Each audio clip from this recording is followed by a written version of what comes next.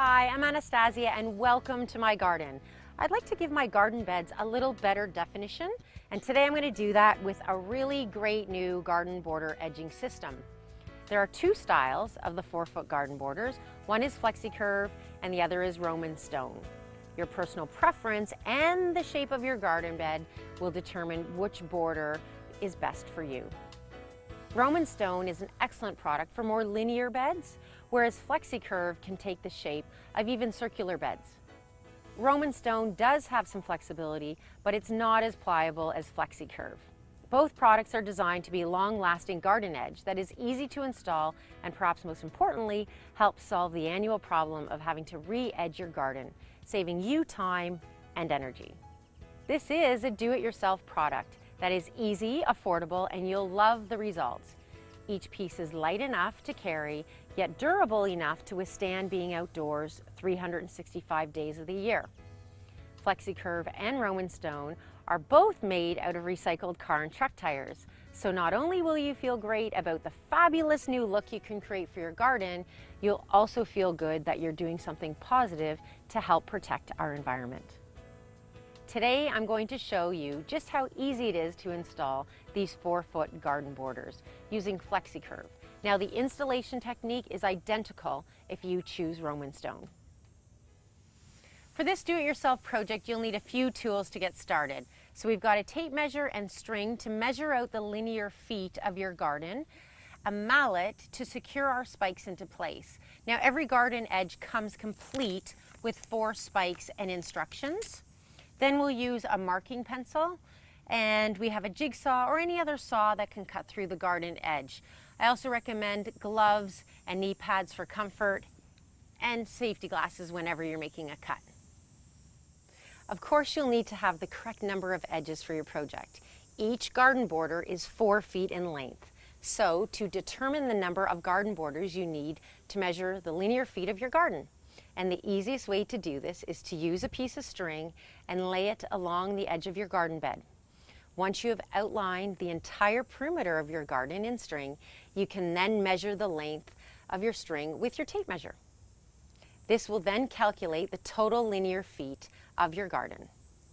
Take this measurement and divide by 4, because each garden border is 4 feet long. This will calculate the number of garden borders you require. Always round up to the next highest increment of 4. So for example, if you measured 17 feet, you would round up to 20. 20 divided by 4 is 5 garden borders you'll need for your project. Now that I know how many pieces I need, I'm ready to get to work. So I will start by securing each end, and then I'll move to the middle.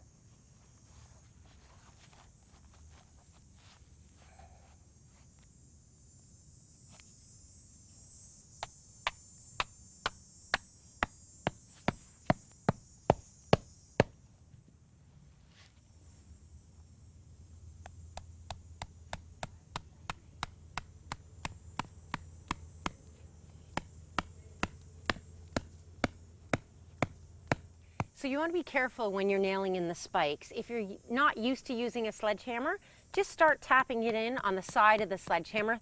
Then once it's secure in the dirt, then you can go a little harder and just move your hand away from where you're hammering in the spike so that you don't swing and hit your hand. So, and now the objective with our second piece is to have this joint as seamless as possible.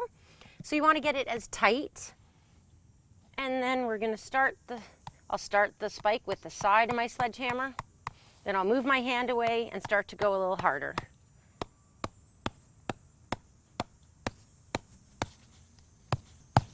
I'll go end to end, and then I'll do the 2 middle ones.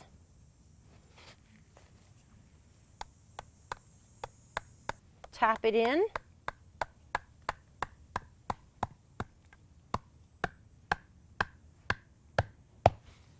Okay. Then I can always, because it's got flex, I can pull it out to the edge of my garden.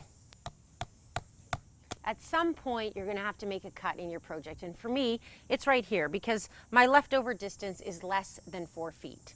So I'll take my tape measure, put it tight against the end of my previous edge, and I'll follow the curvature of my garden, and I'll cut it at 31 inches. So whenever you make a cut, you always want to maximize the number of holes you have. My measurement is 31 inches, and if I hold the tape at the end, my 31 is just going to be shy of this hole. So what I'm going to do to maximize my holes is I'm going to straddle my tape over the holes. So I'll mark my 31 here, and I'll mark it at the end. So there's my measurement. I'll have to make 2 cuts, but I'm maximizing things with 3 holes.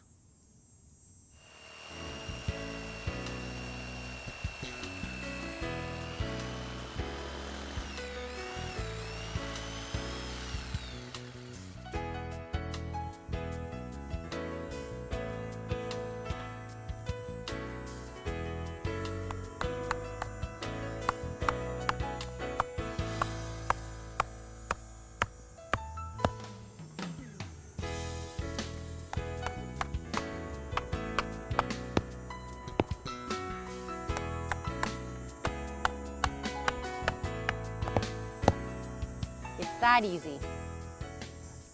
You can see the beautiful transformation in my outdoor space, and I'm really thrilled with my newly edged garden. I hope you enjoy yours too.